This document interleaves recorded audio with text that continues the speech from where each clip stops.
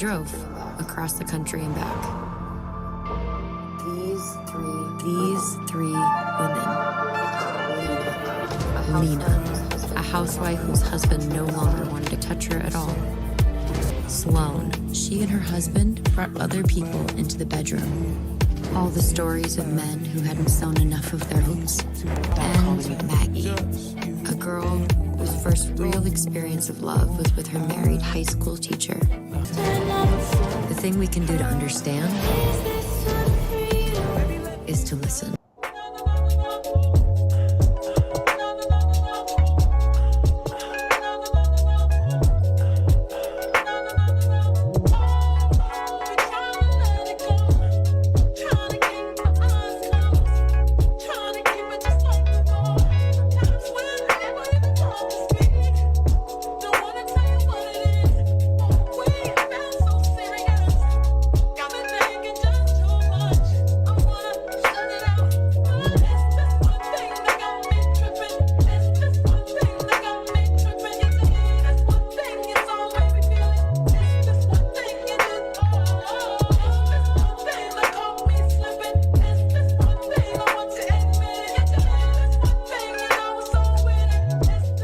I drove across the country and back.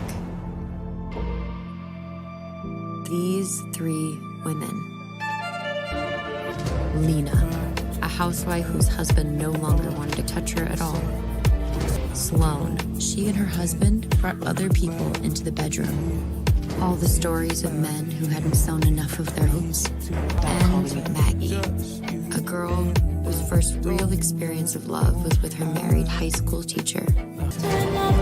The thing we can do to understand.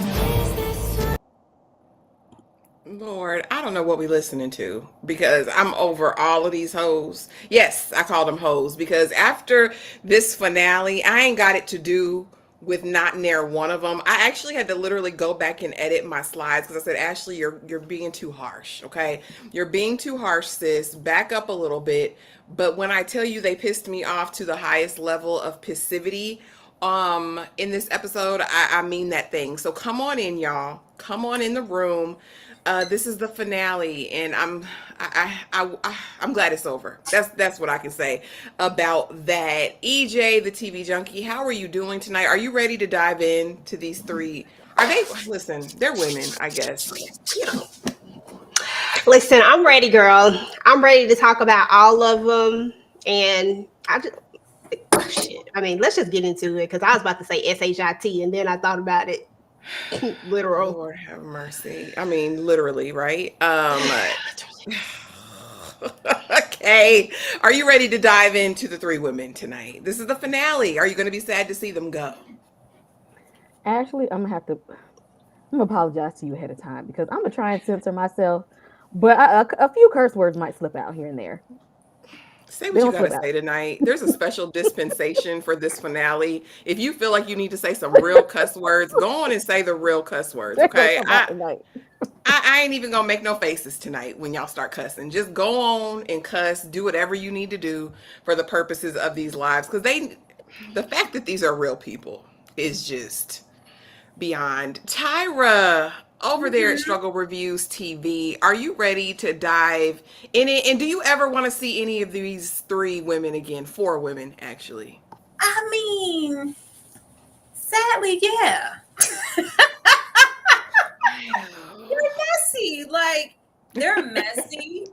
It's been really tedious to talk about them every Sunday, and it feels like we've been talking about them a very long time. But with where they leave it off, I'm not mad at it. I'm not mad at it. There's more story to tell, and I can't say my messy self. I want to see it. Oh Lord, I'll give it to them. They did give us some OMG moments, some gas, some plural clutches. But if I don't ever see this level of toxicity on screen again, I mean, I'll be okay with it. You guys, let's get right into it. Greetings to everyone who is here in the chat. For whatever reason, I can't access the chat at all. at all. And so I just want you guys to know that I am here. And if there's something that anyone wants to share on their specific channel, they can let us know. But I can't even bring you guys on screen. Something is going on to where it's not showing anything. So you're not being ignored. You're here. I see you. But I can't bring you up on the screen. I don't know what's going on here. But anyway, let's get right on into it. And Ashley, what are you doing, girl? Let's go on back. I guess I was playing with my own slides, but as we do every Sunday, we start here. Overall thoughts, episode 10, Her Name, because we know that Heffa had this baby, this bastard child, and she hasn't even named the baby yet. All right. Listen, I mean, let's call a thing a thing. Tyra, talk to me about your overall thoughts on the season finale. I mean, I really could have did without them saving Maggie for last, as if it was just, I was like, we didn't need this. We didn't need, Maggie to be last. I mean, they just made it, the episode was kind of centered around her in a sense, and I feel like we got more of her than anybody else, and I feel like we low-key had enough of her. But it was kind of really about her name and her growth beyond this situation. Baby, Gia is trash. Gia is a horrible human being. Like, she needs to be stopped. You guys are telling y'all stories to this lunatic. That's a sick person. Something's wrong with her. Something's wrong with her. And I feel, I'm not even gonna say I don't feel sorry for that man, because anybody take it later on with another time. Child, Sloane, get off your knees. Get off your knees. At the same time, you and that man, y'all deserve each other. Clearly, this is your relationship, and who are we to stand in the way of that? Have that. Baby, Lina is just that. I'll worry for her children. Okay, I'll worry for her children. The sooner she gets to a 51-50, the better. That's it. Admit her. Yeah. She needs to be on a psych hold, in my opinion. Kay, what you got for them? What's your overall thoughts of the finale? Was it a finale worth finaleing? You know what I'm saying? Was this a finale worth the show that we've watched for 10 episodes? Did they want to wait to the last episode to really get us upset? Because Gia is a complete narcissist, a self-righteous narcissist. Sloane is still not going to take accountability for anything, because she said, as long as I blame my mama, I'm good. I can wipe my hands of it. Maggie needs an IEP. and I need her to wake up and just still realize her name is not Bella. You're not Bella. And then Lina is full of shit, literally and figuratively. My God. Bad moms on all their parts. They're all horrible parents. Them kids come second to everything. Maybe not even second. They come in last place to all of these escapades. Well, Lina's son even told him he was a bad mom. I said that should have been. You're always on your phone. Who are you talking to? You're such a bad mom. I was like, that baby's tired. Sick and tired. I almost burned the house down. You had your toy in the laundry room. Like, I wanted him to say all that. EJ, overall thoughts on episode 10, Her Name. Are you ready for this to be over? Listen, I'm ready to get a break from it, but I'm kind of with Tyra on the fact of just wanting to see what they would even do next. Like, I mean, this was pretty messy, y'all. It was pretty messy. It was a lot. And it did give us something to talk about. I can't say that much. But I am like needing a break. Like, I need to decompress after this last episode, because how that baby ended up in that toilet just threw me for a loop. The fact that Sloane was on her knees was another loop. The fact that Maggie was out here with the signs, another one. And the fact that Gia is just straight up trash, just does the most. How you leave that man again? Like, you know what? Let's not even blame. You know what? Just let me blame everybody. Just bump it because everybody's stupid. Lord have Everybody. mercy, Lord. So this was the synopsis, you guys. If you did not get to watch the finale yet, stay online, stay in the chat because y'all know we're gonna give you all of the tea anyway. But this episode was written by that heifer, Lisa Taddeo. Okay, directed by So Young Kim. All right, Sloane and Richard must decide if their union can withstand the secrets that betrayed it. Lina reckons with her future in Aiden while Gia makes a decision for herself and her new baby. Maggie decides to let the whole world know her name. Girl, I don't give a damn about your name. All right. So it opens up. Gia is laboring down and baby is on the way. Again, I could not care less about her labor experience being alone. Any of that. So let's start right here. Let's start with fever dreams and other things because I was like, I don't need to spend 5-10 minutes. Like all of this artistry and y'all want to be pretentious and go on this journey in Maggie's damn mind. I do not care. I don't care. Not guilty. He wearing the pageant sash. He's up in front of all the students, the bleachers. Her daddy's calling her name in the dream. Like, baby girl, go and do it. You need to fight for your rights. You know, I could care less. Was there some deep symbolism in this, y'all, that just was lost on me? Kay, I'm going to start with you. What did you think about fever dreams and other things with Maggie at the beginning of this episode? That heifer still thinks she in a damn book. Girl, come. I'm old. You're not even in school anymore. You are not Bella. She doesn't even go here. I know you doesn't go here anymore. Like it's over. I think the only thing I saw was that she wished that she would have had the same high school experience as Bella Swan, and it didn't happen that way. Okay, and Bella's Edward came back to her, and yours didn't. That's why these people don't believe you. We know that man took advantage of you. We know that man need to be behind bars. He need to be sitting right there next to R. Kelly and P. Diddy. Okay, we know he needs to do that. But we need you to know that. Because the only reason you're really mad is that he left you to stay with his raggedy ass wife. Mm-hmm. That part. You need to realize that man you only saying that he abused you because he hasn't came back to you. If he come back to you, it's all going to go away. You need to realize that you are a victim, and that's why people you're a complete victim, and she's still fantasizing about this man. Let the fantasy go, girl. That man hurt you. He should be under the jail. You need to realize and move on so you can make better decisions next time. But you can't do your high school experience all over again. You're not gonna wake up. Stephanie Myers is not gonna write your story. Clearly, Gia is the only one that's gonna write your story, and you wanted her to write this story because you wanted to be a book like Twilight. Lord have mercy. EJ, talk to me about fever dreams and other things. Not guilty. And the crowd goes wild. Her daddy is chasing her down. She's seeing visions and delusions. And what is it? First of all, we could have just done without this whole entire scene. I thought we was never coming back to this one.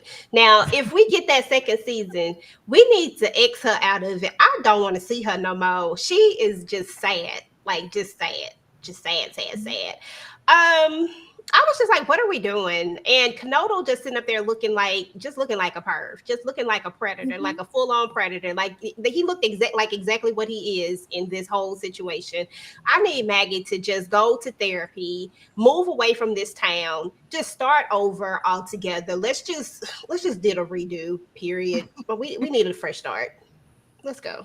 Lord have mercy. Tyra, talk to me about fever dreams and other things. What was the deep meaning behind this 5 minutes of clips that we had to endure for Maggie at the beginning of this episode? You know what it meant. It was just all this symbolism. Like he's even after everything, he gets to wear this badge of honor. He's not guilty. I'm an onlooker, an unpopular kid in the bleachers, looking at this teacher of the year run down, and it's very literal. But I guess it's natural to still be here with her because mentally she never left high school. She never left these moments, and whatever vindication she thought she would get from kind of holding him to task and them finding him not guilty, it's still on her. She's not able to move beyond this state and what she feels like she's missed out on. It started in high school and we haven't left this. That's why the fever dreams is still happening here. Because even at this moment, she's an outsider. I'm on the outside looking in, and he gets to go on in his daily life as a revered teacher, and he isn't guilty and, probably preying on other girls. Like, this isn't what I envisioned for myself. But the dad is just there to kind of bring her out of this. Like, you can do it. He's, encouraging her in a way of her maybe going on the field to, play a game or be a cheerleader or, whatever, all the things that take place in the gym. I don't know. I skipped. He's back there, to being her biggest fan in a way that he maybe wasn't in a time that she needed him. So that's all this. But for as long as it went, we didn't need this. I definitely didn't need to see this man naked running. What was he naked? Did he have a diaper? What? Just a mess. What did he have around that waist? Was he giving baby New Year? Was he nude? Like, was he in tidy whities? Like, but yeah, this was very deep for Maggie. It wasn't deep for us because we're tired. Listen. Oh, it's over it. Completely Didn't want to over think it. about it. And in this part, y'all, I just had to bring this up because it really pissed me off and annoyed me because she's out here with her brother, right? And now she want to picket the school because Canodal, he did it, he's wrong, get him out of there, or whatever her intention was behind this. And she says, well, if a man just pulled me in a parking lot and did X, Y, or Z to me, what would you do? Well, I would take him down. I would go, so why didn't you do that for Canodal? Girl, because it wasn't that. Like, what do you want him to do, Maggie? Like, this projection of blame and how everyone else should have handled this around her is really disturbing to me. I think as a brother, as a sibling, the onus wasn't on him. This was your parents' responsibility in that space of time. And for you now to come after the fact, after the trial, after he's been, was it acquitted, found not guilty, mistrial and the other charges, now you want him to do some vigilante stuff? EJ, what was her motivation? What did she want from her brother in this moment? I don't really know exactly what she wanted from him. I see no motivation behind it. All I see is a child that's hurt. You know what I'm saying? Like, somebody that's hurt. Even though we know she's not technically a child anymore, I feel like she's just really, really hurt by everything. She's, yearning for her father, for one thing. The fact that her actions most likely in her mind is the reason why he's not there. I feel like it just goes deeper than that. I feel like she feels like she wasn't protected in some way, form, or fashion. But I do agree with you. It's really not on her brother to have protected her. How can you protect someone from something that you didn't even know about? I mean, we didn't really learn about this until much later, till after the fact. So I don't know what her actual motivation, but I feel more like it was something to help her. Like, she needed somebody to blame. She just needed an outlet at this point. And I don't get I don't get it. Like, I really just want her to start over, y'all. Like, seriously, I'm not joking about that. I think she just needs to let this go. It's over. I think she did what she could do. I think, you went to court, you did all that. What do you do after, other than tell your story, which is what she did? Tyra, talk to me about what she really wanted her brother to do in this moment. And did you agree with his response to her? I mean, baby, I'm out here with you, okay? I'm out here with you holding this sign. I, went with you with the trial situations. Like, this is news to him. Nobody knew about this. And I couldn't, because I understand her plight. I couldn't get with it because it seems like all of a sudden, out of nowhere, the intent that we had in the beginning and why we wanted to prosecute this man, because, at first it was given, I'm not going to be ignored, Dan. Like, I'm outside, I'm putting notes in the mailbox, but now it's like, somebody needs to believe me. I was like, it would have been nice to know that this was, how you felt before the last episode. It just didn't feel like, it was like, we're going to trial or whatever. Maybe this was the revelation that happened then and how she was treated. And maybe the fact that he wasn't, prosecuted and he's free. But this whole narrative, this episode of somebody needs to believe me, my own brother, like, you don't need, like, I was like, I felt like he did everything that he could, and there were other people who needed to be held to task. But I, understood what she was saying in the sense of, if it was this, if the shoe was on the other foot and it looked like this, you would have reacted like this. So why is this being treated any differently? You don't really believe me like that. It's like I never said that I didn't believe you. I'm trying to help. I don't know exactly what you want me to do. I thought I was being supported by standing here picketing with you, but I guess that's just not enough. She wants full on, I believe you. I I don't think the brother didn't believe her. It's just this is all that he could give her at this moment, and it's not enough. I agree. I agree. I agree. And I believe Darfalina made a comment like, that she just wanted somebody, to believe her. And I think the brother did. Like Tyra alluded to, he was there every step of the way once he knew what had happened. I mean, he the lone ranger out there. None of her friends are out there with her. He's out there holding the picket signs, doing everything he can with her in this moment. And I do think she has a way out at this point. This lady is grown. She's in college. I think that she's got options in how she wants to move forward with the rest of her life. I think it's doing her the greatest disservice to herself to stay in this moment, in this place. Kay, what do you think as far as from a therapist perspective, being, the trauma she endured, all of that, kind of still residing there in that place and still wanting him to pay after court and all of those things? She she grew up in a household where she couldn't actually even talk to her own parents. Obviously, if her older sister let her go off and be assaulted by an older gentleman, obviously nobody in her household told her that this is also abuse. These encounters are already considered abuse. But if your parents didn't tell you, Maggie, and you didn't understand this until later on, what do you think your brother knew? And he's a boy.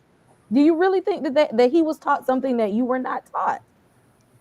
So how is he supposed to? Did you want him to come at that age? We go back in time and then him jump on him and beat him up? No, around that time you would have took your teacher's side and you probably would have pressed charges on your brother because you were so in love. You wouldn't even know that you were being abused at the time. You was keeping that man's secret from your own best friend who knew something was going on and you couldn't even tell her. So now that your brother is aware what's going on and he's aware that this hurt you, he's doing the best what he can with the info he got. But don't be mad because you left everybody out in the dark, even people that wanted to help you. You didn't tell anybody.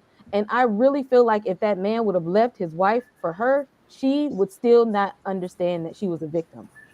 She Agree. feels like that man used her and then dumped her, and she's mad about it. Maggie, it's a lot more than that because if we're gonna talk about abuse, where's that one older gentleman that abused you first? Hmm. Why are we not holding his feet to the fire either? Where's he? Because we Well, really need to talk about that part too. And then if we're gonna talk about how our parents didn't protect us, well, your sister and her husband just let you out there too. hmm, So if we really want to talk about it, we got to go right back there to the beginning.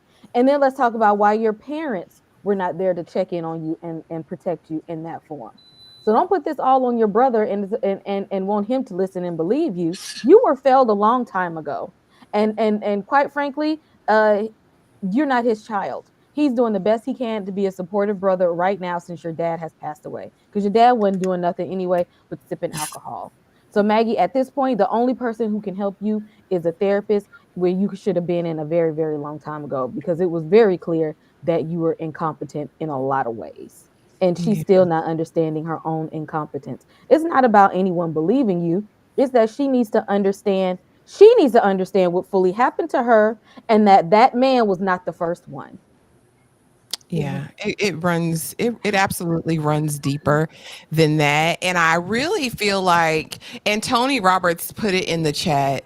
that he blames the writers for how they presented this story, because I think it did really taint our view and how we're really receiving Maggie up to this point, because it was so romanticized. It was made to be so sensual. You have it sandwiched in between all of these consensual situations. She's smack dab in the middle, like this was the absolute love of her life. And Darfalina, everybody's downplaying how awful it is.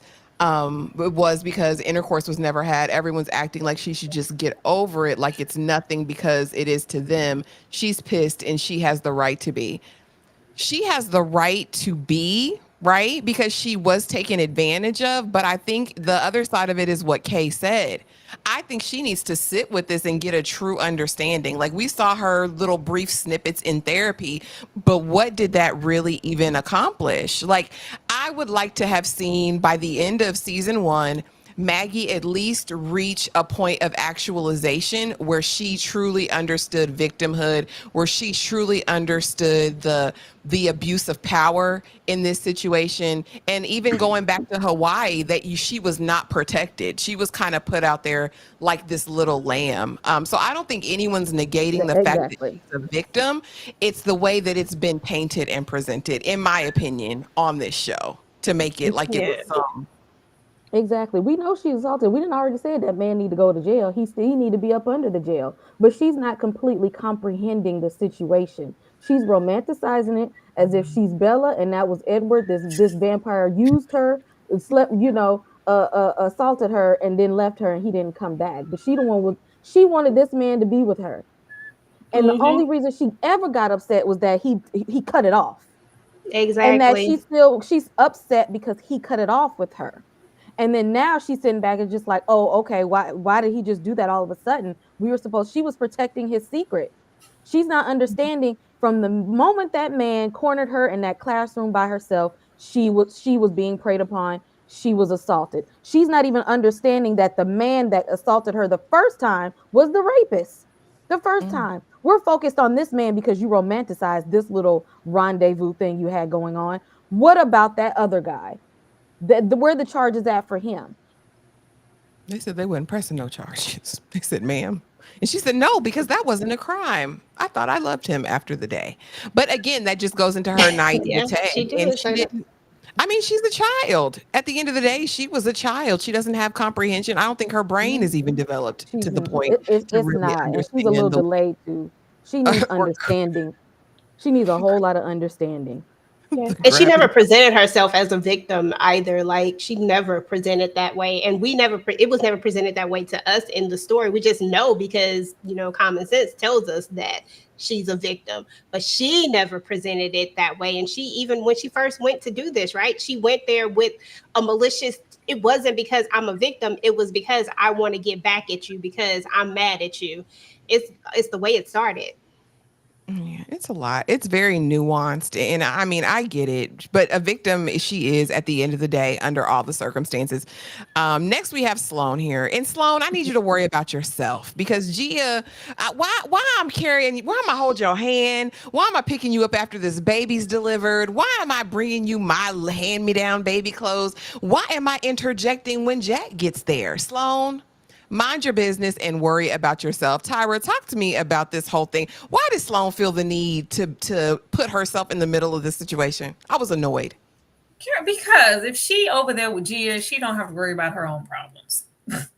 She don't have to worry about. It's always good to find somebody in a worse state than you are. I may be this, but girl, look at you. Let me get over here. It's like and what we want in the same. We both trash. Calm down. The baby's over. Like you don't even really just know the history, and whatever you do know is at the mouth of Gia, and we all know Gia's a liar and a fraud. Like her stepping in this mess with her and them titty bitties. Like get in the car, Slum. Get in the car.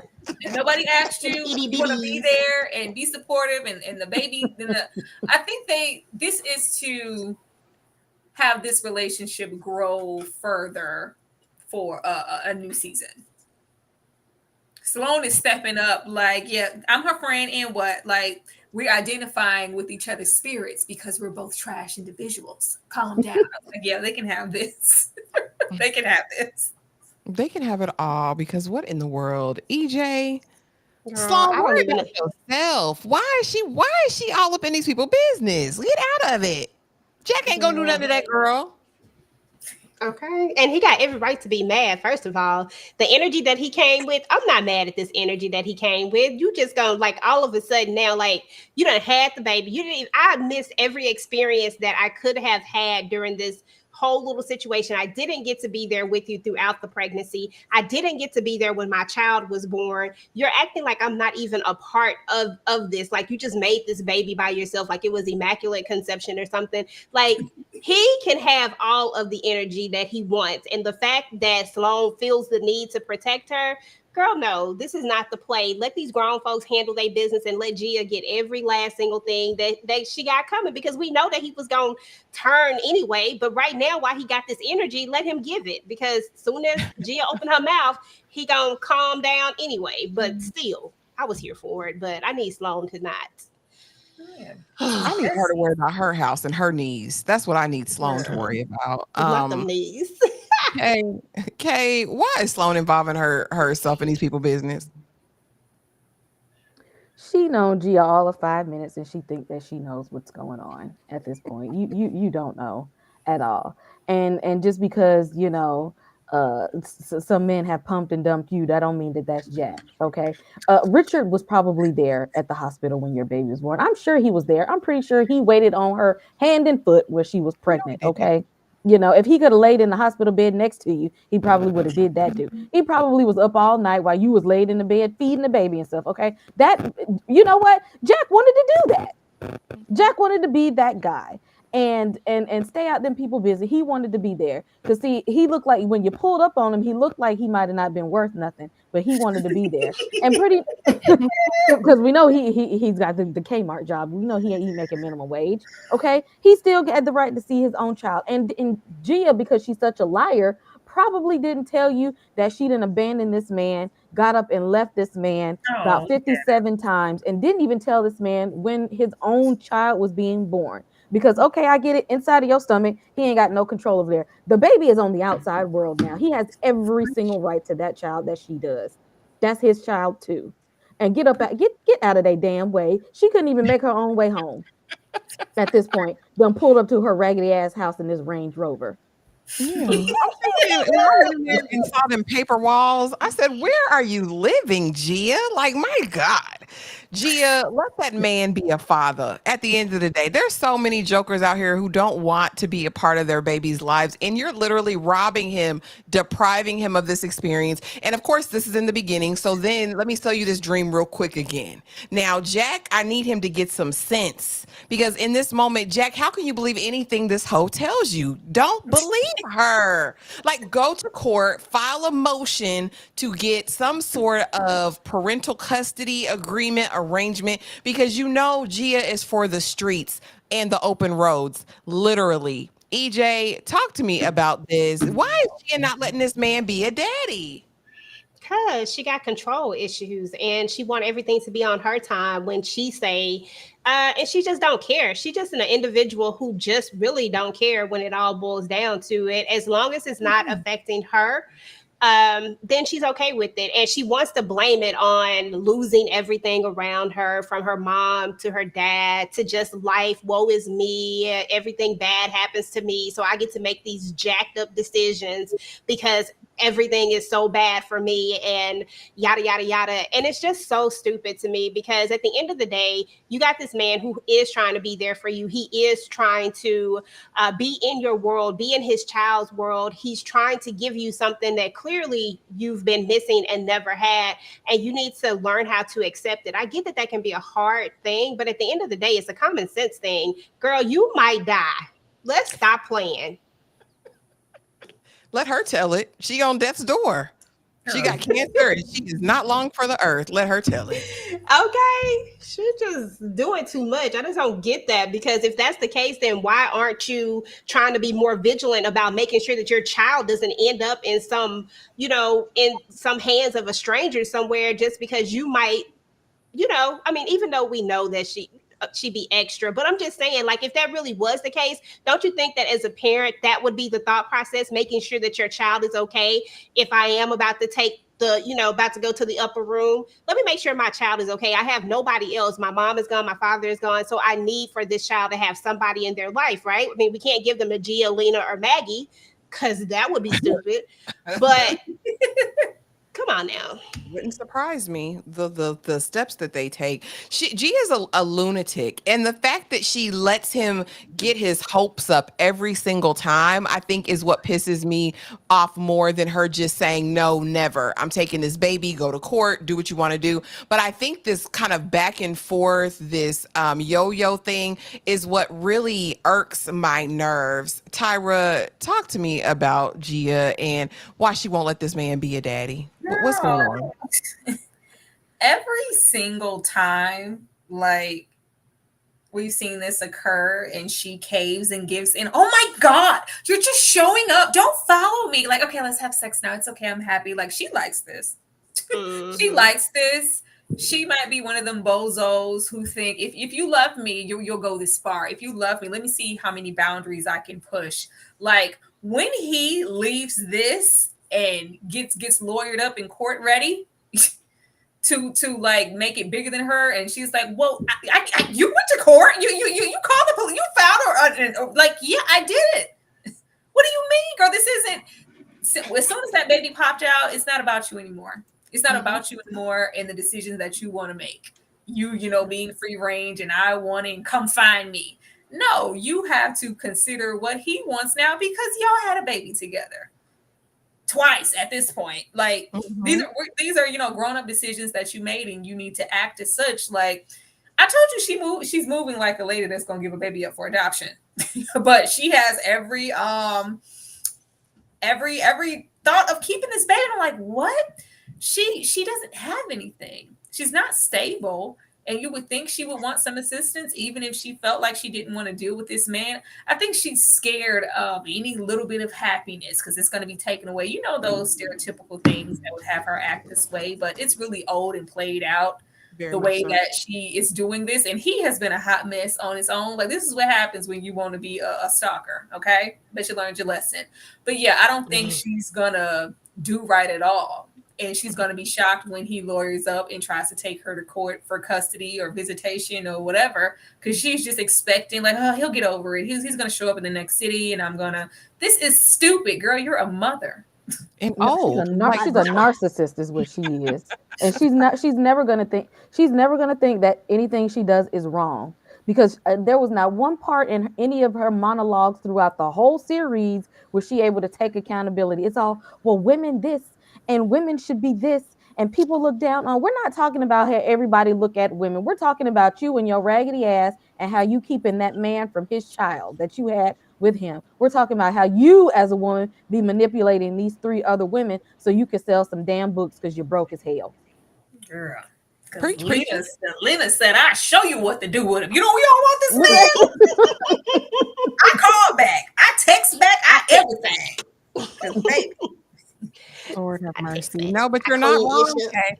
I said the same thing. When we get into this whole monologue at the end about, women being afraid to express their true selves and become fully actualized, and that they get gratification and satisfaction from the male gaze, it's a problem, but women just need to be women. No, humans need to be decent human beings. And at this point, you guys are all completely trash. I fear for this baby in her life because she is completely self-centered. At every point of everything, her world revolves around her and her upward mobility at this point, because not only are you selfish and terrible to this man, you're now on a course of exploiting these 3 women. And I'm going to call it that because that's what all of this show felt like. It felt like exploitation.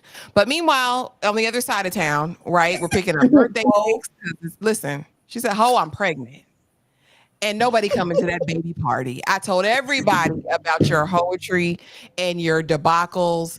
And I'm pregnant and don't know who the baby daddy is. I don't know if it's Richard. I don't know if it's Indigenous Bay. But at this point, everybody in the vineyard knows that you're a whore and that you drugged me and that you manipulated me and that my man liked you better than he liked me. Okay. And on top of that, nobody's coming to that little baby's party. Nobody. They won't be caught dead there.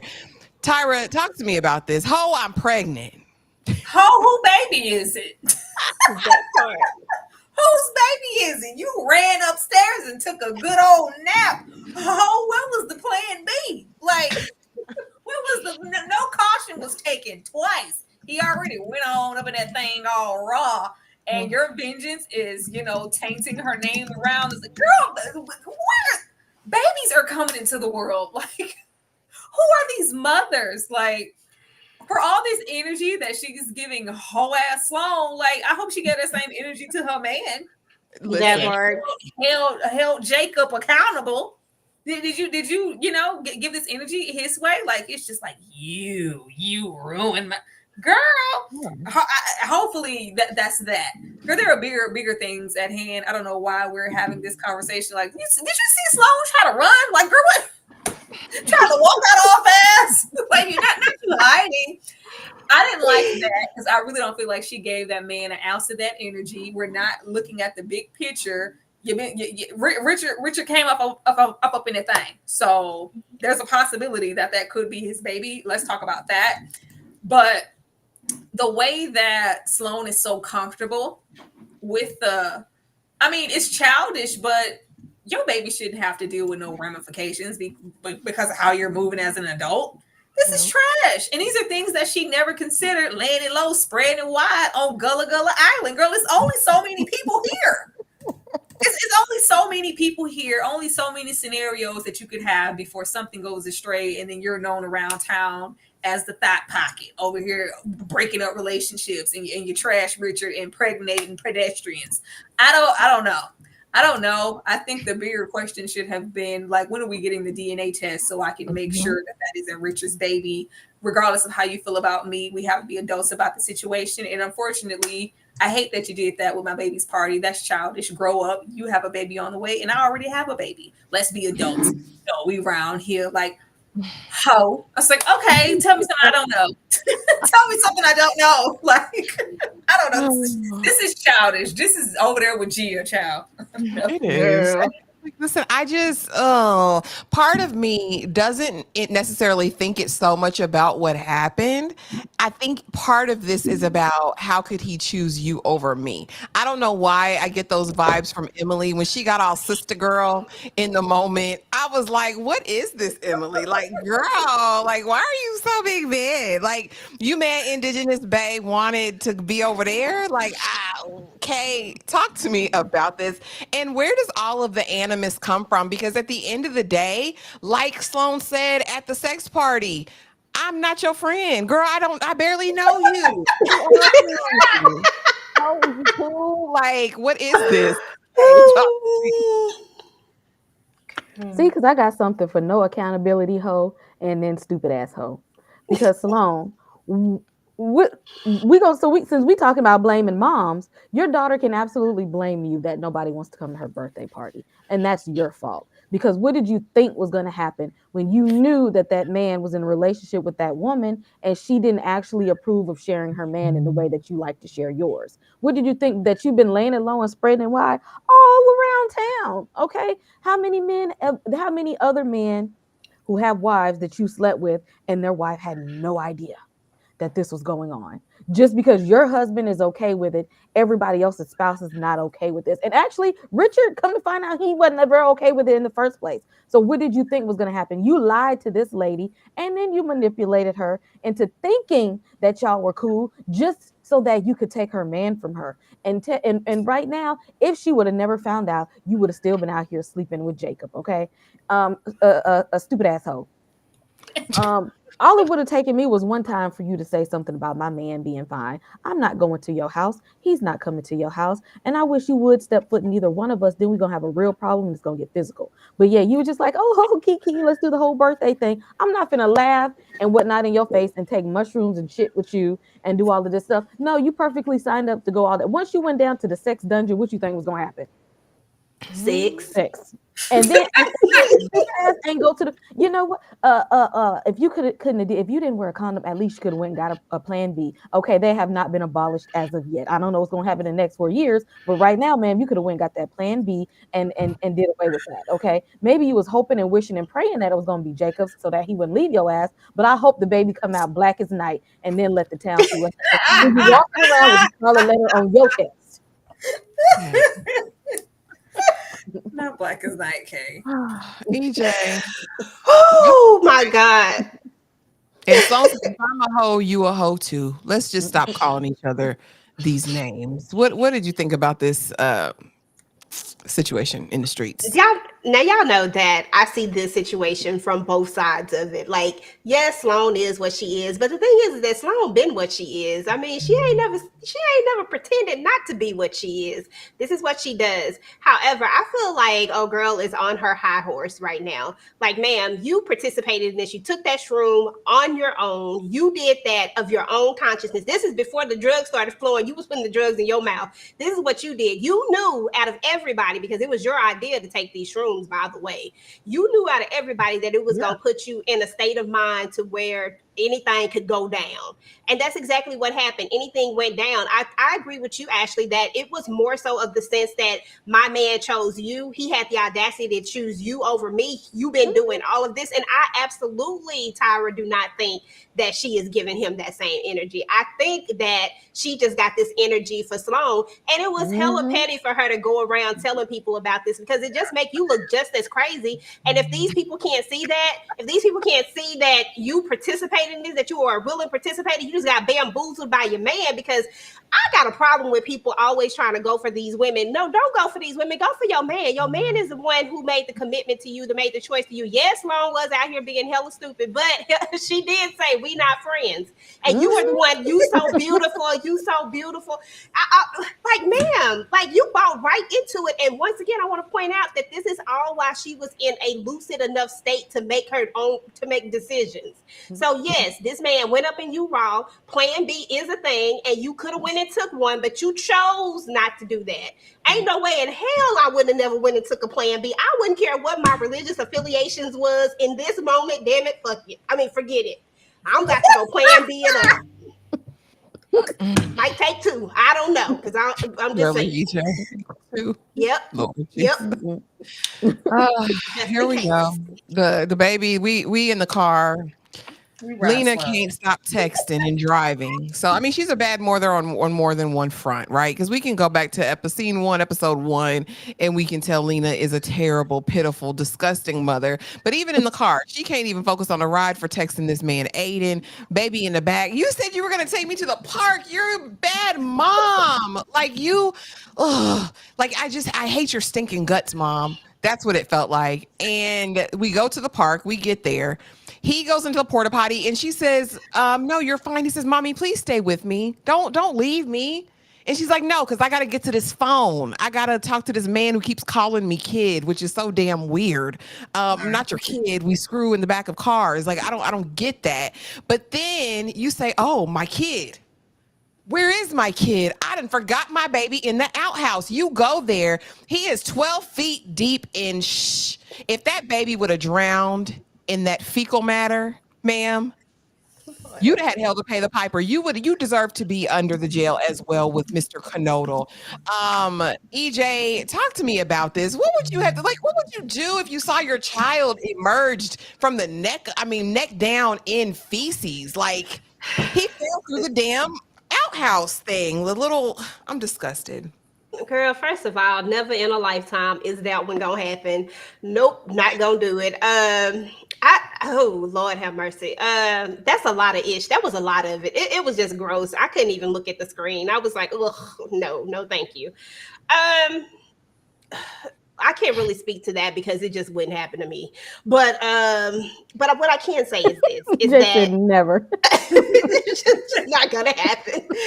But what I can say is this: is that Lena, I didn't think that there was a lower low that we could go when it came to her situation. I mean, we've seen all the things that she's done over this entire thing. And I didn't think that we could get any lower than this. I didn't think that we would get so caught up in a man and wanting to see if he's going to text us that we would leave our child. First of all, my baby not even using that toilet. I'm sorry. Did y'all see that toilet? There is no way in the world. He would have held that ish until we got to the house. You're a boy. Pee outside. You know, well, he said he had to poop, so I mean, we would have had to just. We would have been going home. He would have squeezed them cheeks until we get to the house. Okay, squeeze them, hold them, because we're about to go to. If I'm not gonna sit on it, there's no way that I'm gonna put my child on it, and there is no way in the world, in ever in a life, that I'm sitting on that. I don't care what. I will go on myself before I go in that. Thing. That was ridiculous mess right there. That was horrible. I'd rather sit in my own ish than they ish. I'm sorry, I don't know where they. But Lena, this was the lowest of the low for me, and it's sad that this is where she had to go in order to finally snap out of whatever she was in, because I really don't know what it was. It's just no D good enough for this, like to get to this level. I mean, honestly, I feel like this is borderline child abuse, but I don't want to. I don't know. It's neglect. It's neglect. Myra, talk to me about it. Girl, this hoe needs to be locked up because baby, like that baby was fed up. Like for him to be in that space with her, like she's been absentee real bad. He was like, get it together. Leave that damn phone in this car, Linda. All right, listen, Linda. We're going to the park. You promised. You got one more time to break off something you said to me to be on that damn phone. Leave it in the car. Push me on the swing. Look what I can do. Girl, you don't pay attention to me, okay? Like, for him to be at the end of his little rope was a whole thing. Because at that age, that's terrible. That age for him to go off, that's terrible. It's not even clicking to her. Like, my baby's watching me. I'm not, shielding anything. Like, it's very much so out in the open that I'm not giving a damn because I'm prioritizing this man and some sex in the back of a car. Like, desperate. She had one job. Baby, first of all, we're not going in. I don't know what kind of facility this is, what kind of park, what kind of country park. I don't know what this is, but the parks I go to, they don't look like this. I don't know. For her to leave him in there at the aspects of maybe a text, and it wasn't going to be for nothing but sex. Like, that was more important than you paying attention to your son. Like, the fact that he was, at least he was still in there. He could have got kidnapped. He could have walked away. With as fed up as he was, I thought the baby ran off. Like, I thought he peeped out. Like, how did I tell you to leave that phone? You know what? I'm going home. I'm going to walk and find my dad at the post office. I don't know. I'm getting the hell out of here and away from you. I didn't know where the baby was going. But when she was looking like she has that, like, I hate that it took this to shake her. I knew it was going to be something. I borderline wish somebody called the law. Somebody need to call the law because we don't need to be in this space again. Because the husband ain't gonna do nothing. Because he was like, you see the boy nose bleed, and you gonna leave right now? Like, he not gonna do nothing. Somebody needs to call somebody on her because this never needs to happen again. We already had the episode at the house with her and the good vibrations. She just couldn't wait. Then this, like, all of the fecal. This baby gonna be sick. This was oh girl. Oh, this was nasty. This was nasty. And the fact that we didn't immediately go rinse it off. You're supposed to rinse it off. Rinse it off. We went here. Look at her. We went here. This was not growth for me. This was not growth for me. The fact that she immediately, even if, she so, had her little revelation and broke it off, you came here first, smelling like shot. You came here first. Here, this was more important. Like this was just ignorant. She's gross, and she shouldn't be allowed to be alone with children. She needs to be supervised until she gets her mind and her mental together. Because something wrong with her, and something wrong with him, and they were doing wrong things. And that poor baby. Well, she need to give it to one of them sisters or something. They got a little sense. I don't know. She needs to be impatient somewhere. Yeah, she needs to be impatient somewhere because this is ridiculous. Because you're right. What did that baby consume? He was in there. For him to go down and he's in there, like, listen, girl. Y'all forgot that it's piss in there too. Everything. Everything. Mm. I ain't forget, girl. It was deep. He was wading around. He was wading in the water down there.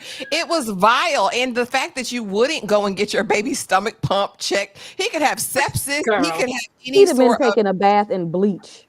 Okay, He needed to talk to me go. about it. And it was all for this. It was all to sit up under Aiden and Girl. finally understand he ain't want her, he ain't care about her, and to break it off and bring him a pack of cigarettes that you don't want him to pay for. I was so annoyed by this entire interaction between the fecal matter and then meeting with Aiden smelling like crap. I mean, you're covered in it.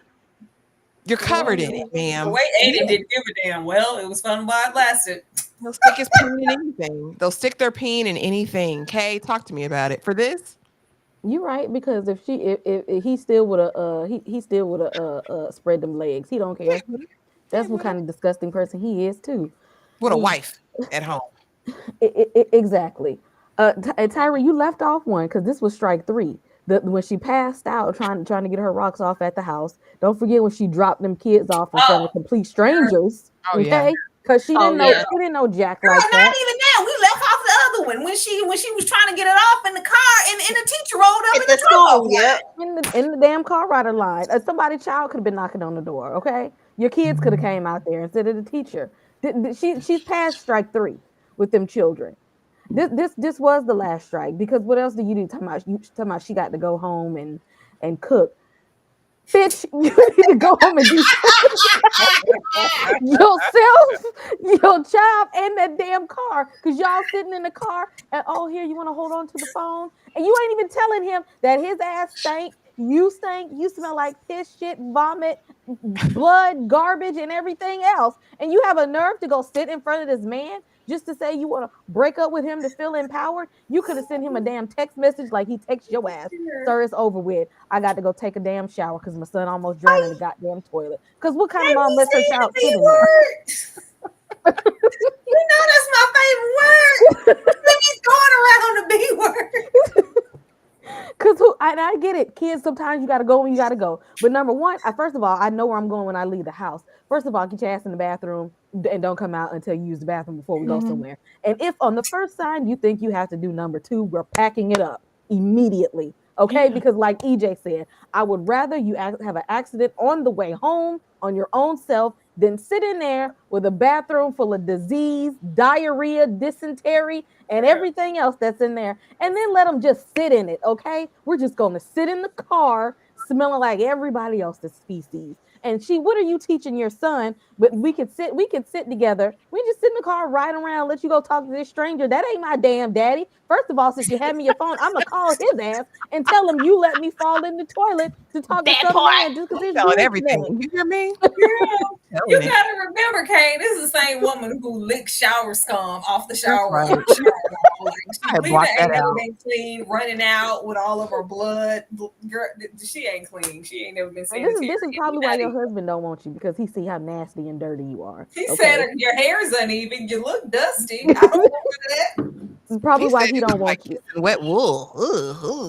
And this is why this man did, because if she would have started to unzip right there, he'd have been like, oh, well, it is what it is. Because apparently he don't damn mind. And your husband is like, I don't want with your nasty ass. Okay. You don't even wash every day. You walk around the house with the same damn stank ass gloves on.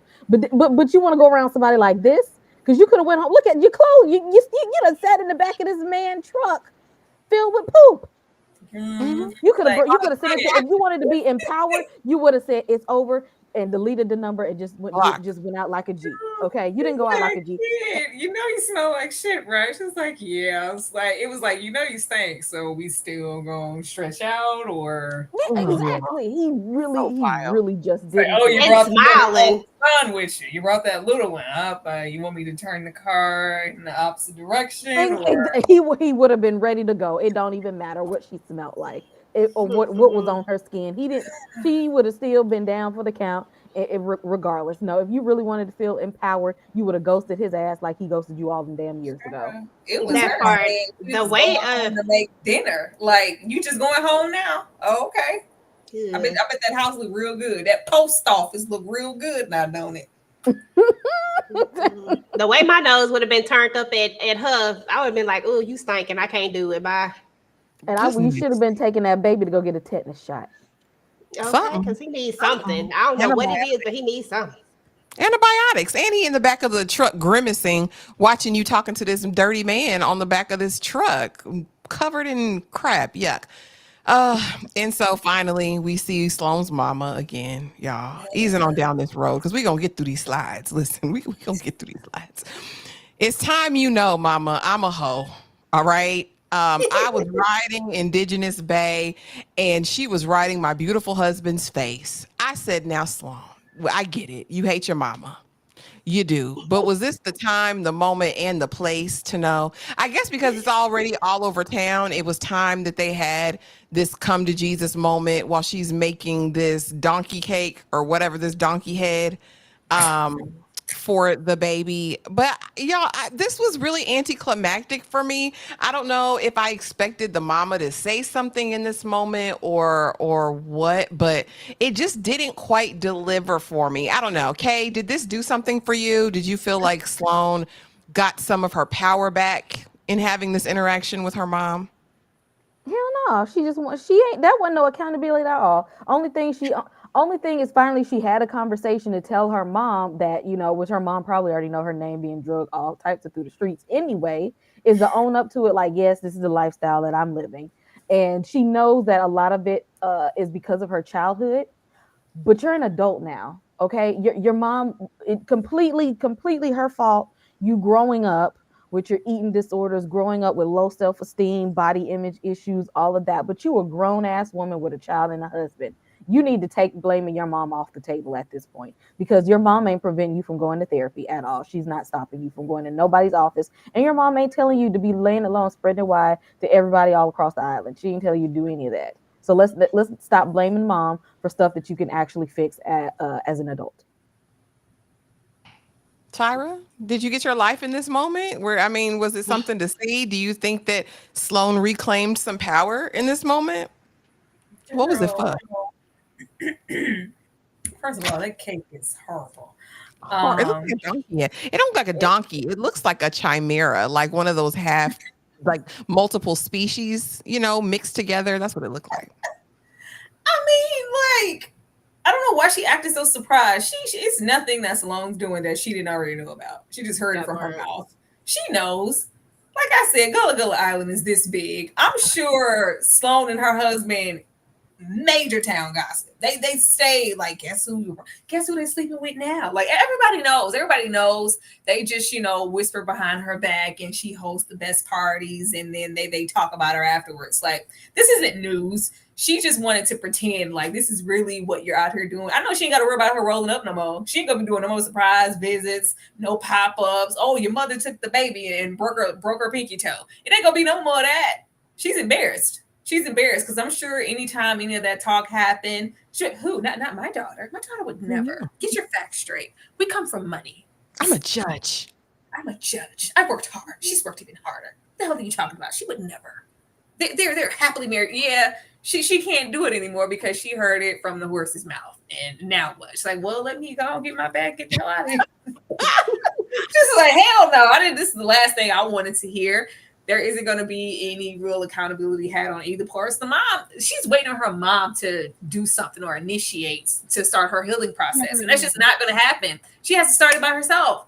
This woman ain't changing, and she's not budging for nobody. If you want to heal, if you want to go to therapy, if you want to work on your marriage with Richard, if you want to evolve as a mother, like put your daughter first. That's just not going to happen because she's using this as an excuse. I guess this is a step in some type of direction of her, confronting it. But if you're waiting on your mother to start your healing journey, girl, it's going to be a long time. Probably never. But at least she ain't got to worry about her popping up. Most likely never. EJ, it's time I'm a hoe. I am inspired. I am inspired by a song by Mariah Lynn. It goes a little something like, once upon a time, I was a. Now, I'm admit it. Because I did that. So that's what I was inspired.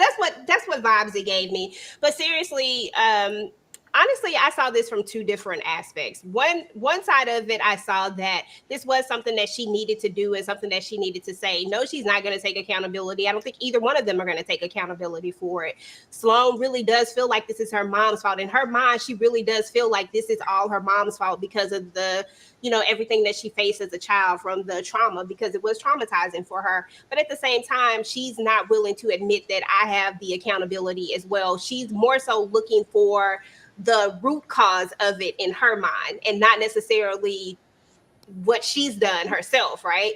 And so I feel like this was a good step for her to go ahead and let her mom know what she already knew, because I honestly don't believe that her mom didn't know. I just don't believe that.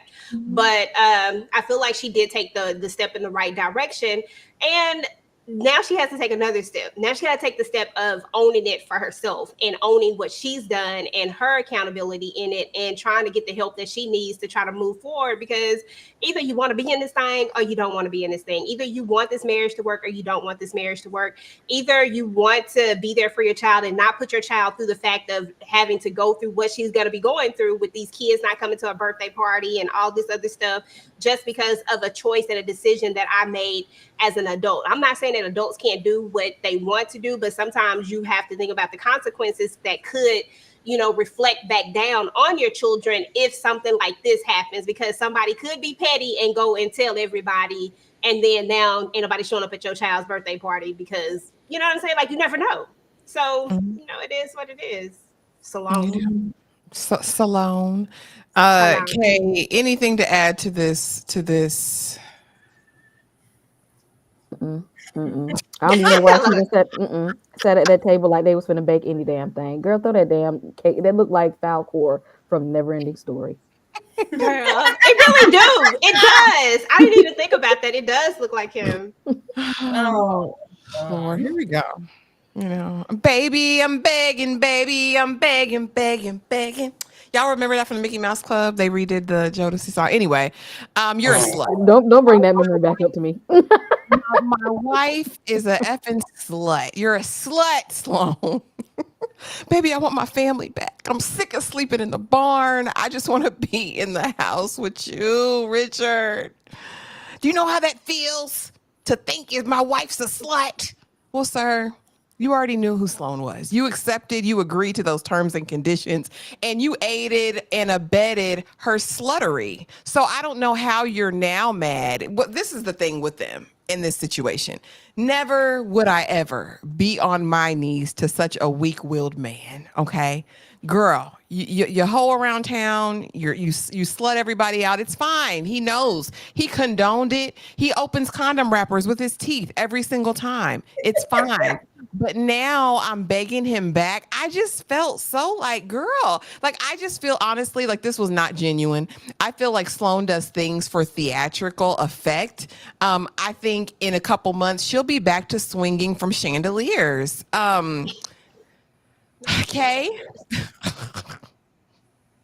Were you here for her begging her man back? Baby, I'm begging, baby, I'm begging, begging, begging. Were you here for that? I said, I know she ain't down on bended knee to get this man back when she act like she didn't even want to lay next to him. She stayed laying next to Jacob that whole time. Ain't even want to go up. Jacob left at breakfast time, but this the man that you want? Talking about you ain't been sleeping right because you ain't slept next to your husband. You weren't trying to sleep next to him. You trying to sleep next to Jacob. Really, Sloane? Indigenous being the water no more, okay? Exactly. And I think what she realized is all them people that she slept with that you thought desired you, that you was just this hot, desirable goddess that everybody just want to lay with because you just all that in a bag of chips. And you realized all they wanted was to smash like you did. Okay. They went home right on back to their wives because I guarantee you 95% of them was married in the first place. They went out, had some extracurricular fun that their wives did not know about. They don't want nothing to do with you. They not finna come and pay your bills. They not gonna come lay next to you at night. They not gonna come take you out to eat. They not gonna come raise your daughter. They not gonna give you any money or anything like that. And guess who was gonna do all those things and more? This man right here. Right here, the one that you took for granted. So, actually, you know what? She need to be down there on bended knee for all that matter. Because although he was enabling her, ain't nobody else gonna do what he's doing. Nobody else. Nobody. EJ. Should she have been on bended knee? Like Kay said, down on bended knee, knee, knee. Mm-hmm. That was a good. Y'all remember when videos was videos? Woo, that video just ran through my head. Woo. Okay, but yeah, seriously though, y'all know I'm always gonna try to see this from a different angle because why not? I look at this two different ways. Like, of course, you know, Sloane comes in with the manipulation, right? Like, there's a part of me that believes Sloane was manipulating this whole thing, but there's also a part of me that goes back to the conversation that she had with her mom and how she talks about, I had this, I had that, I had that. And then she realized that there was only one rule. I was getting everything that I wanted, right? But there was only one rule. And that rule was, don't lie to me. Don't be stepping outside. I got quotation marks. If I don't know, y'all can see it. Don't be stepping outside of this marriage, right? That was the only stipulations, but yet she did what she was asked not to do.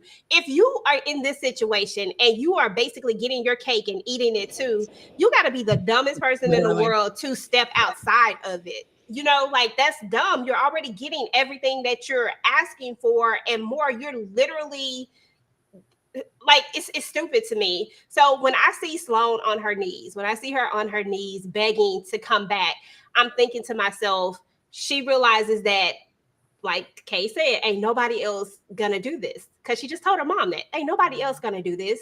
So I need to get back in good. But I feel like half of me believes that there's a manipulation to it, and that if Sloane was ever presented the opportunity, that she might do it again.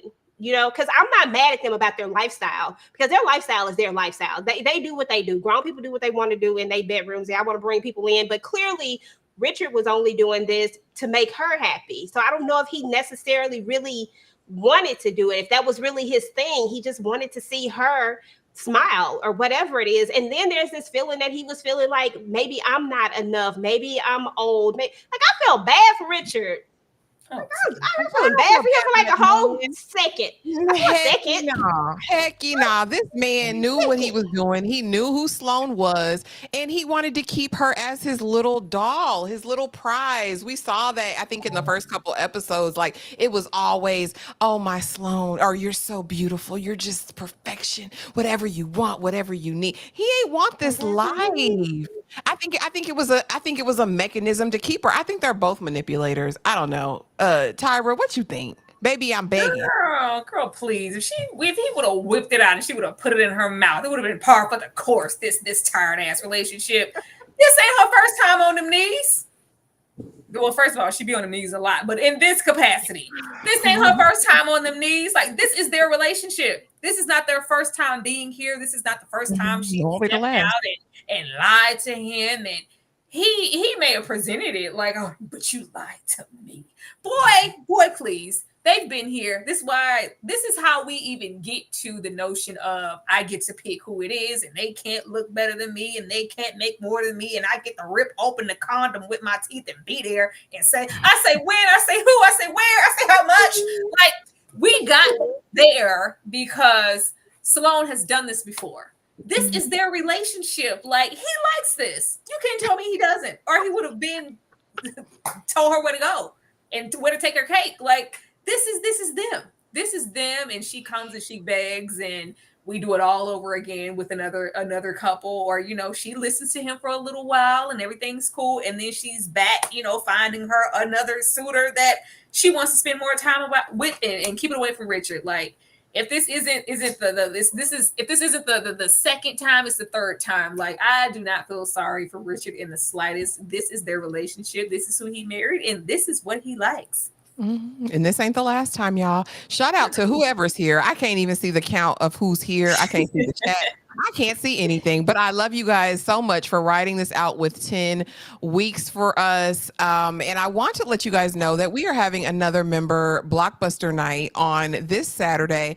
And Tyra's hosting this time. And I want to show you guys her choice, and we will get back in and wrap these 4 heifers up. Okay, we're gonna wrap this up.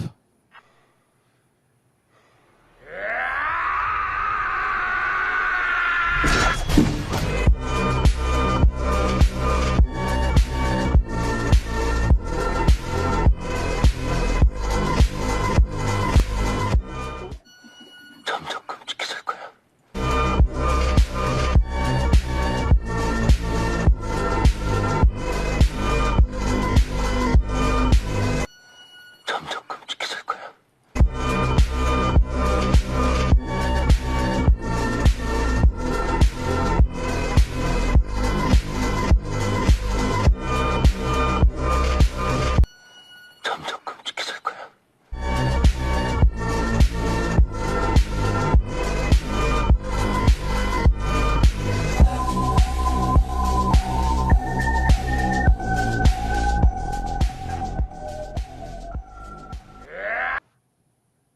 Yeah, so y'all, so come on over, be a part of the membership if you want to watch I Saw the Devil.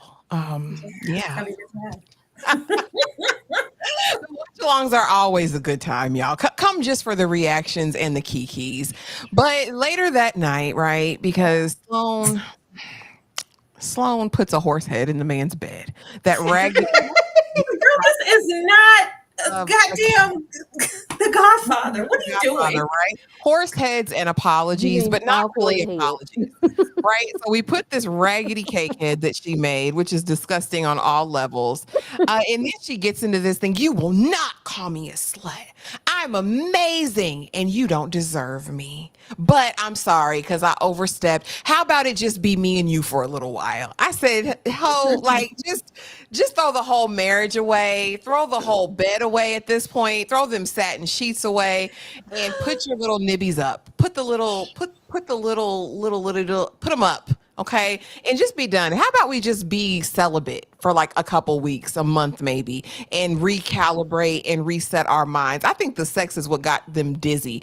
Tyra, talk to me about horse heads, apologies, and you don't deserve me. I want to talk about these folks. This was despicable. This was tired. This was nothing but confirmation that this is. You see how happy he got? Like, yeah, that's this. I like it. I like it when you take charge, Daddy. It was giving that. It was giving Whitley Gilbert. Like he likes this. Like, yes, like this is their banter and their back and forth. And I'm sure she's gonna, hey, how about if it's just me and you for a little while? And it's cool until it isn't. It's cool. She didn't say forever or from now on, I don't need anything else but you, Richard. I don't even want to see anybody else. Just forget. Like, how about just me and you for a little while? For a little while. Close, get you comfortable, get us back in a good place until it's not enough. And I want to go out and see what else, another peen has to offer. Like, this was dramatic as hell, but I'm a good person and you don't deserve me. I was like, Sloane, you putting a lot on it, ain't you? All right. I don't know. This was dramatic, but he was very into it. He appreciated the gesture, and from this moving on, I was like, well, it's just so long to the damn barn. I guess she back in the house now. I didn't care about this. These people are sick. Okay, you don't deserve me. I'm great. You just don't know it, Richard. Sloane, at this point, I don't know who deserves you at this point, because I don't know what she thinks that she's worth, but it's not as much as she thinks that it is. She go in there, hop on top of him in the middle of the damn night with the mosquito bites and that dumpster fire cake, and just knew everything was gonna be all right because she knew his stupid ass was gonna fall for it, and he did. She was just like, and scene, okay. Now it's only a matter of time before her narcissism is gonna come back out. She's gonna take the mask off, and they're gonna end up right back where they were in the first place. This is gonna be like, you had enough time because I seen this one guy. That was so and so. I just wanted to know if you still in the ripping condoms open with your mouth business, because if so, we can go ahead and do that one more again. I don't believe her at all. Okay, and he's a fool if he believes her too. You ain't enough for that woman. Nobody is, apparently, because she ain't even worth it enough for herself. Because if she was, she would go to therapy and actually find her true worth. Because right now she ain't worth a damn, just like Lina and her raggedy ass. Sloane does not need to be married. I think she needs to be perpetually single and just sow her oats until she's ready to not. EJ, you don't deserve me, Richard. I'm great. Listen, I don't think it's enough oats. I don't think it's enough sowing of oats in the world enough for Sloane to ever get tired of it, to be honest. But, when it's all said and done, I mean, it is what it is. I mean, we're here, they're there, and it is what it is, girl. This was crazy to me. I was like, okay, y'all kinky. I see. Y'all go ahead. Y'all do that. And all those places disgust me. It screams infection. I don't like it. I don't want no cake crumbles up in nether regions. I just don't. I don't like the frosting idea of it. I don't like that sugary. I don't like any of that. Like, change the cake ain't even. She brought him a cake that wasn't even good. She said it was nasty. She said it was I nasty. thought the cake was for the baby. You see, everything circles back to her not giving a damn about that. And nobody came to the party anyway. How you have it all? Everything's left over.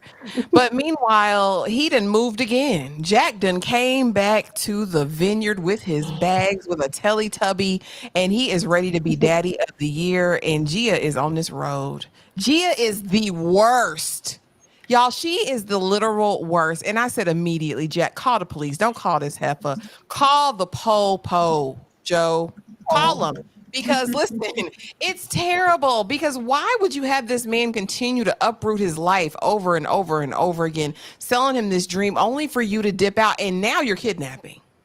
Because this is not just your child. You had this baby with this man. You've said he's the father. Okay. And so he's calling her, you're terrible, you're this, you're that. She knows it. This was what she wanted the whole time. Gia wanted these words to come out of her mouth so she could feel justified and vindicated in her actions. Like, see, this is how it was always going to end up anyway. I did the right thing by getting out in front of it, X, Y, or Z. This type of person is so vile because she's only thinking about herself and in the immediate sense. She's, like you guys said earlier, not thinking in any way about this unnamed baby.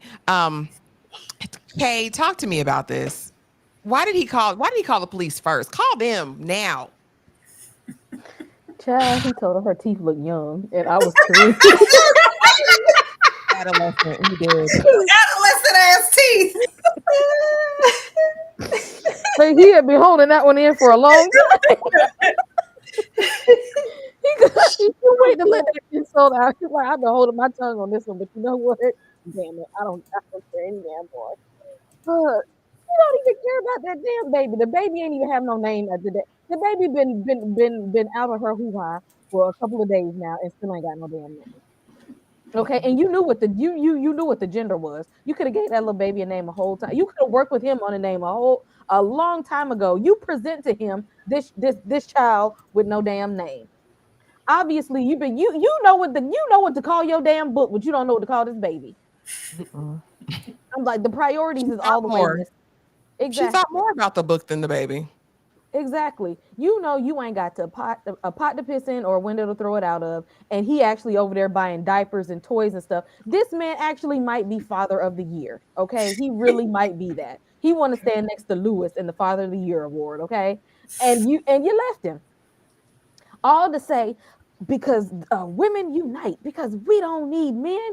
Your ass need a job, and he got one more than you have.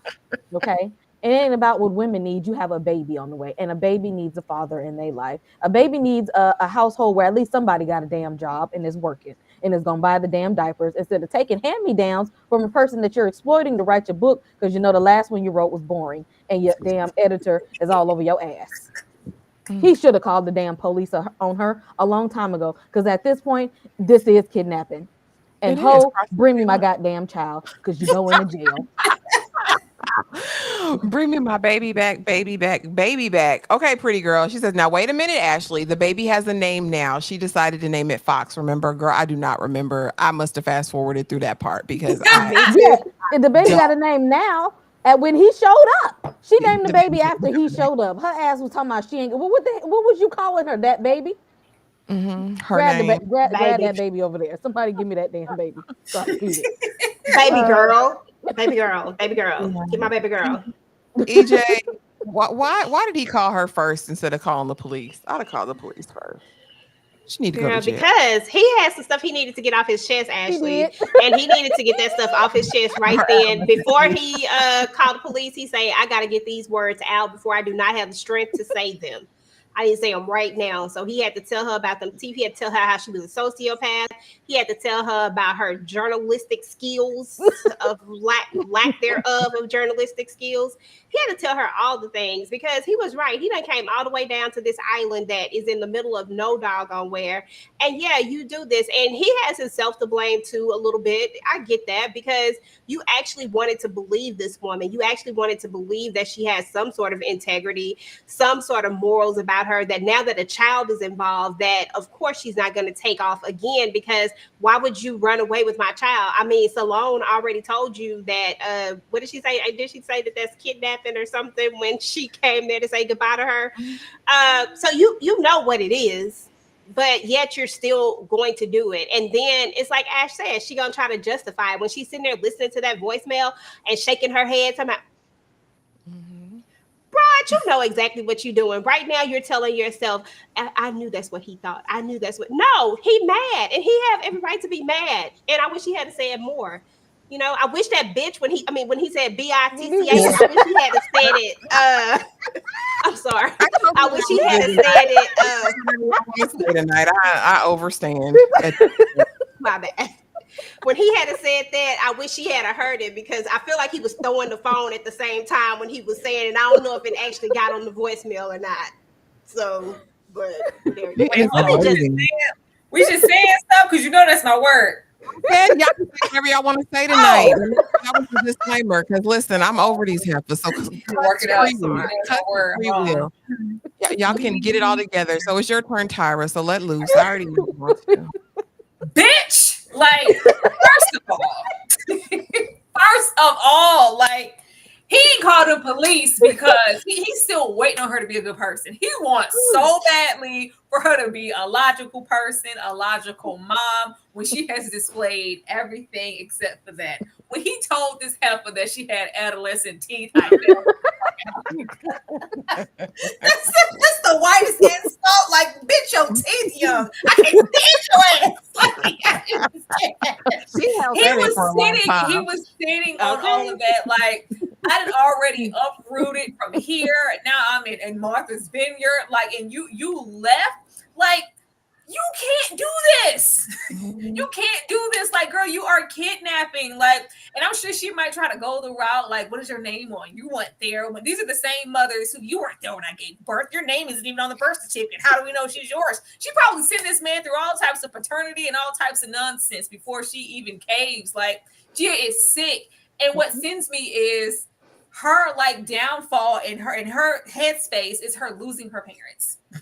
Yeah. Me losing my parents, me being without, me unexpected, like, and you would do this to your daughter, your child. You would do the same stuff. Like, you would think that she would be fighting tooth and nail to avoid that. But like, this is sick.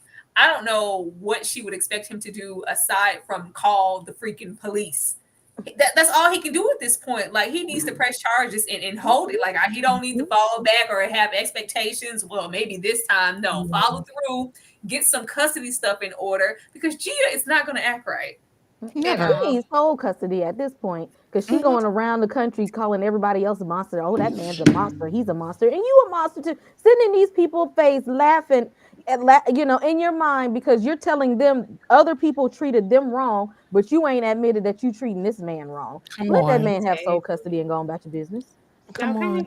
And Pretty Girl talks about it a little bit, and we talked about it in the beginning that this monologue that we start to hear at the end is literally justification for all of their bad behavior, staking it all on the idea that we're just women and we should be able to operate however we want to, no matter if we have no integrity, no matter if we're awful, no matter the collateral damage. And it's so self-aggrandizing to me. Like, how do you justify this path and trail of bodies that you're leaving behind you, literally and figuratively, at this point, in an effort just to satisfy whatever degenerate nature that you have? Because it's really disturbing in my mind. All of these women are on a different type of time. And so I want to know from you ladies, what does the future hold? And we are going to start with Maggie. And I said she Bella 2.0. They had her in the flannel on this plane. They had a Edward Cullen lookalike sit down next to her.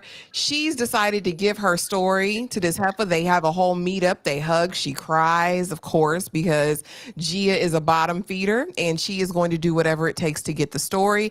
And on this plane, Bella 2.0, aka Maggie, meets her new Edward on the way to the Today Show to get her story out there. Tyra, talk to me. What's next for Maggie, aka Bella 2.0?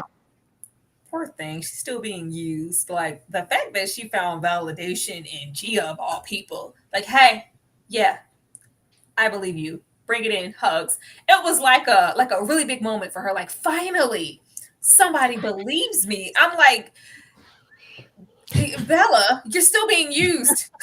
You're still being used. Like this is, don't mistake it. Gia is all for self and for her book and for her story. Like I flew across because I knew, like, so you need to be heard, you need to be seen, people need to understand, you need to get your voice, you need to get your word out there. And this is, I'm sure, Maggie's justification for, or more so just vindication for her losing that trial. Like, I'm still going to get my story out there. I'm still going to get what you did to me out there, and this, that, and the third. And there's just a sense of her moving on. But I'm like, let's still acknowledge that you're still being used at this moment. Even her happy ass mama on a plane. Yeah, she's in a book. We're going to speak at. Like, this is. Do you know why she's in the book? Exactly. This isn't a grand story to tell. But yeah, she's in a book. Like, we're headed to the China, she just kiki and like, oh, this is a new prospect for what, a boyfriend or like a what a girl. I guess like out of all the stories, I'm the most disinterested in Maggie's still. But it was nice for her to not end up where she started. But the evolution did not seem warranted. It just feels like bam, I'm okay because of all people, Gia believed me. All right. She knows me.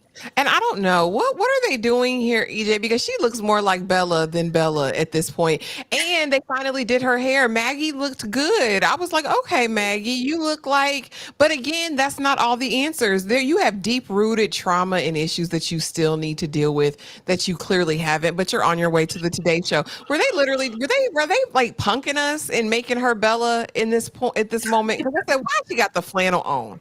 Like, why is it like this? Right there. He's right there. So, Listen. here. Girl, first and foremost, Bella, she could never be as boring as Bella was and as plain as Bella was.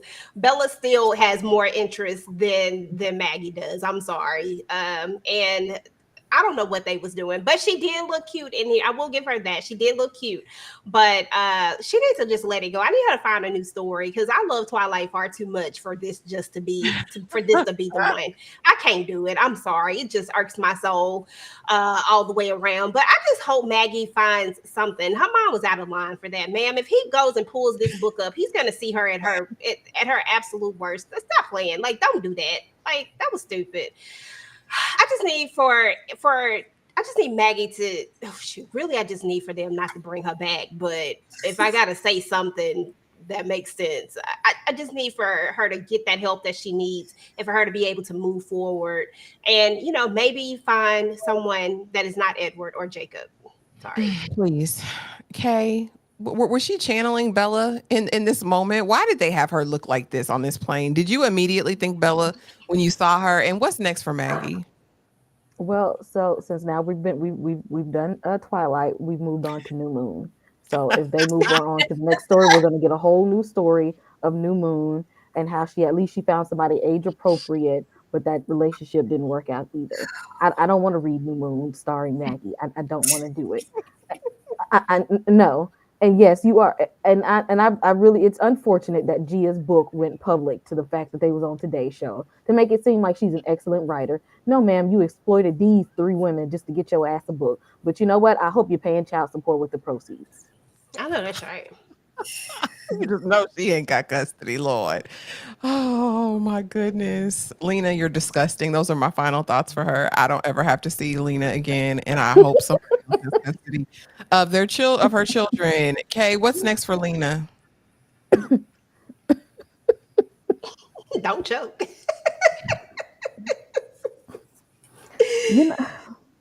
Lena's gonna have to get a job because if she done left that man, then I don't know how she's gonna take care of herself and them kids. Okay. Lena need to go out and get a job and stop focusing on these men that don't want her ass because it look like she's gonna end up around the next man who really don't that she's gonna get the wrong impression of somebody else because she is delayed as well. She's not well at all. She need to go drop them kids off at her mama's house and get herself together. She need to spend some alone time. If anybody needs some time being by themselves at this point is Lina because she don't need to be raising nobody's kids at this point. She's barely responsible for herself. She needs to go somewhere by herself. Them kids do not deserve her and her piss poor parenting. And she ain't even realizing. She looking like she did something real great. No, ma'am, your tears is rolling down, cleaning the shit off of your damn face. I'm not happy for you in this moment at all. The cleanest thing on your body was that one tear that rolled down your cheek. Yeah, and it got dirty. Damn. Exactly. Just disgust me. Tyra, what's next for Lena, girl? I don't know. I don't know. I hope she goes to therapy or something. I don't know. I don't know. She needs to go seek like real help. Her breaking it off with that man is like the least of her problems. Like mentally and internally, Lena is messed up and she needs help to avoid any more situations happening to those kids. I need that raggedy husband of hers to step up and notice that the piss poor parenting is happening and protect his children. Cause she's not in a good place to do that right now. Hopefully we progress into Lena just finding Lena and being okay with her and growing as a woman and a person beyond her being 13, 14 years old. And deal with what really happened to her and just everything. I don't feel like there's been some 2.0 situation for Lena. The way Lena rolled up reeking of shit, we're not there yet. And I agree, Tony. What's next for Lena? Hopefully a bath. Hopefully a shower. I think you need to sit in the water. I agree with that. Sit down, sit your tail in the water, Lena. EJ, what's next? What's next for her? Not only does she need to sit in the water, but she need to take Case to Justin and put some Purex in that thing because she needs to disinfect. And use a washcloth and some soap, people, too, because I heard people don't be using washcloth. Ma'am. They don't. They say it. They admit it on podcasts. I've seen it multiple times. Use soap, water, Wash your and a legs. washcloth. Just Wash your and throw a cap wash full of your bleach in there. legs, Ashley. Yes. Don't wash your hair with shampoo and just let it run down and think that that's clean. That's not. That is not how that works. Use a washcloth for your face and use one for your body, or use one, but start with your face and then work your way down. Exactly. I'm sorry, because I feel like Lena needs a lesson. I don't think she bathes properly. I don't believe she does. Girl, Lena is disgusting. At the end of the day, she does need therapy, and she just needs to get in a better place so that she can be the mom that she really needs to be for these kids. Because I'm not saying that she doesn't have the capability of being a good mom. I mean, for a long time, that's what she was doing before she got caught up in all of this mess and wanting. I don't know I don't know where it all went wrong, but. Now that she's by herself and able to just sit with herself and not necessarily worry about her husband not wanting her, she needs to learn how to love herself first before how somebody else gonna love you if you don't love yourself, and how you even gonna know what love is if you don't truly love yourself. Like, focus on that. Get the help that you need. Get the help that you need so that you can be a mom for your children. Otherwise, what are we even doing? What lessons did we learn? Like, was that shit for nothing? Like, literally, I'm just saying. You're so kind, because I don't have it for her. I think that this was just her latest obsession. I think this has always been Lena. I don't know how much of a present parent she even was before then. I don't get the notion that she was, but you were so kind and sweet. Blessings to She this don't need woman. just a therapist. She needs psychotherapy and she needs intensive therapy. I don't mean go and see somebody once every 2 weeks. I mean she need like daily therapy, and it needs to be for at least 2 hours a day minimum with somebody who's an expert in the whatever delay that she got going on. Lord have mercy. And not that quack that she was seeing a few episodes ago. Not that man. There's an obsession disorder. Like, if it's not the gloves and not that man, like, what is it going to be next season? And she needs something. Sloane, all is well. We eating watermelon on the beach and in People Vineyard. And I said, oh, this is just the beginning. The way she looks at the camera at the end of this episode, I said, oh, Sloane is hell. She back on that. It's only a matter of time, as you guys said. EJ, talk to me about Sloane. Listen, Sloane is a master manipulator. By the time we got to the end of this episode, when Sloane gave that look, I said, oh, Sloane is the master manipulator. You done played us all in this one. I said, girl, I ain't even mad at you at this point, because if Richard sit up here and let you manipulate this situation, then it is what it is. Like, if you like it, I love it. Go for it. Like, I have nothing more to say than Sloane did the thing. She did what she's supposed to do. She got herself in some ish and she got herself out of it. And look where we're at. She got watermelon. I want some watermelon, damn it. He Give me feeding some her watermelon. too. I said, I want some. Lord, I want some watermelon. Sloane the Want to be baddest. hydrated. In the words of Show Nuff, she the baddest, clearly. Kay, Show enough. talk to me about Sloane. It's all well, and is she already up to her next debacle? Is she already up to it? She already that this lady that caused hell, chaos, and damage to this man's life, and he still cared about her enough to feed her watermelon. By show of hands, is your man going to do the same for you? Because if it, I need to know. Because where'd she After find all these that. type of men at? I ain't trying to put nobody through hell and damnation. Lord, I don't even know the answer because I ain't never put nobody through nothing like that. Me neither, so I don't know. But shit, I I would know hope. the answer. I ain't got to put nobody through it. I'm nice like that. Come on, Nick. I can get my Sloane on. Right, honey. I highly doubt it. I highly doubt it. Okay. I can't even say the name Michael B. Jordan and have him across my TV for too long. Okay, without somebody cutting their eyes at me. Okay. I know this is not going down. Ain't nobody finna feed me watermelon after this. Okay.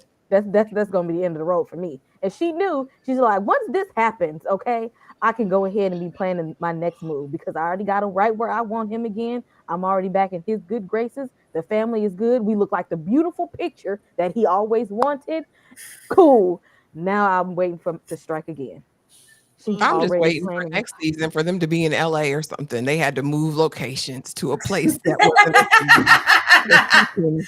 So she can You need a I fresh know start. she did some more stuff. I know she's up to no good because that apology wasn't even necessary. Okay, you brought him a half baked cake because it was probably raw in the middle, and they really give him no words to say anything. Okay, y'all actually didn't even really talk about it. Was there really ever a real conversation about what happened? She No, she just literally sat on it. escaped it. She Exactly. said, She "Baby, I'm escaped the whole sorry." conversation. Oh no, I know she did some more shit after this. Baby, I'm And sorry. she put them little cakes in his face and let him twist the turn the knob. Oh, Ashley, please put your hands down. Tyra, talk to me You mean them ant bites?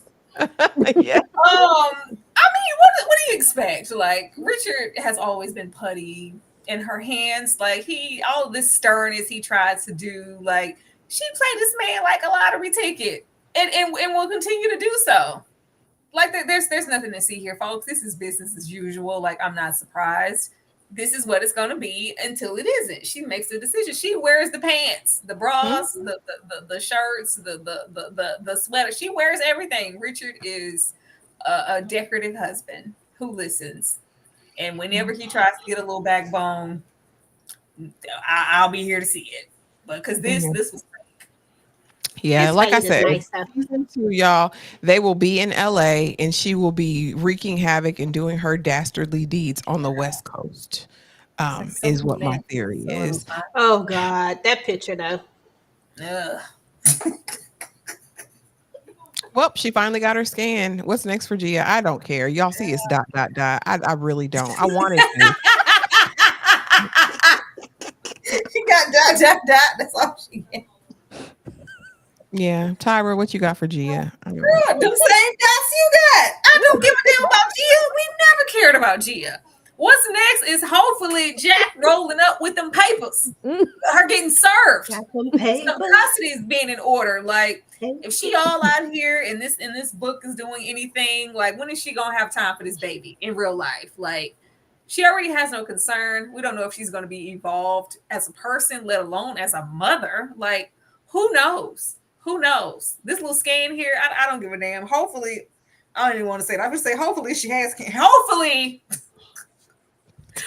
it was all for nothing because it's been her justification. I have cancer for God's sakes. I'm about to die. Like, and then when you aren't and you don't have it, then what? Are you going to act differently? No, this is how you like to act. This is who you are choosing to be. Let's hope she's not choosing to be this way when she has a whole baby to think about.